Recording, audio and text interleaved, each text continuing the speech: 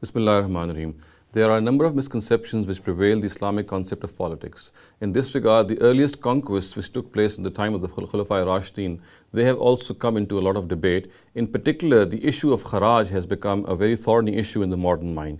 People think that Hazrat Umar in his own times, when he conquered the areas of Syria and Iraq, he imposed Kharaj on those areas, on those lands which produced crops. And thereby he actually extorted this land from them and also imposed kharaj on them, a sort of a tax on them, so that he could earn for the state. Now this whole interpretation is not correct.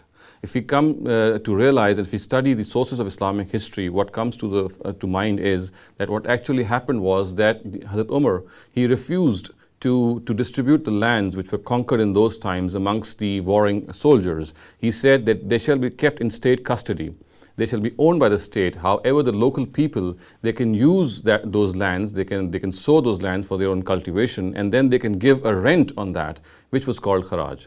And this rent, of course, was proportionate. It was commensurate with the amount and the extent of produce that land did. So if a land produced a large amount of crop, the Kharaj imposed was also greater in number. And if a land produced lesser amount of crop, the Kharaj imposed also was few in number.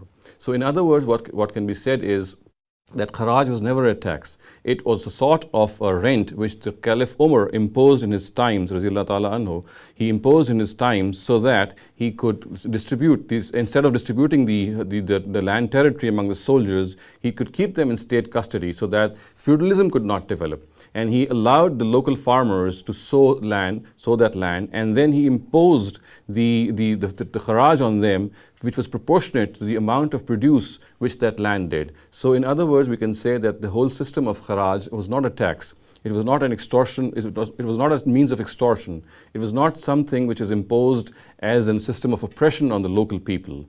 The fact of the matter is, in those times, the lands which were conquered, they were kept in state custody by the Caliph Umar Raziyallahu ta'ala anhu.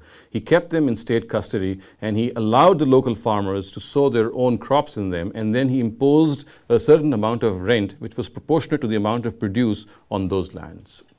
أقول قولي هذا واستغفر الله لي ولكم ولسائر المسلمين والمسلمات.